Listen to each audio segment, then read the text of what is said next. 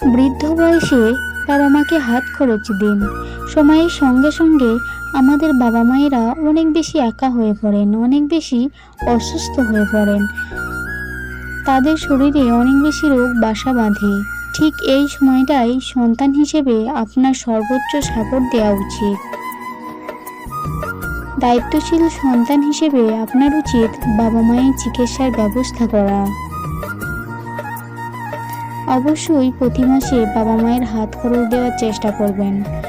আপনার মনে পড়ে নিশ্চয়ই, আপনি যখন কিছুই করতেন না, যখন বেকার ছিলেন, মা বাবা আপনাকে হাত খরচ দিতেন।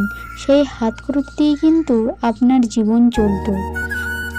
বাবা মা যখন বয়স হয়ে যায় তখন তারা কিছুই করে না, তখন তাদের হাত খালি থাকে। প্রতি মাসে কিছু টাকা যদি আপনি তাদের দেন খরচের জন্য, তাদের মন খুশিতে ভরে ওঠে। কারণ যত বেশি সময় যায় আমাদের বাবা মায়েরা শিশুর মতো হয়ে যান। সন্তান হিসেবে আপনার উচিত বাবা মায়ের সাথে সেই ছোটবেলার মতোই আচরণ করা। বাবা মা আপনি ছোট থাকার সময় যেভাবে স্নেহ করতেন, বাবা মা যখন বয়সের ভারে নির্যুত হয়ে যান, তখন সন্তান হিসেবে আপনার উচিত বাবা মাকে সন্তানের মতোই সাপোর্ট করা।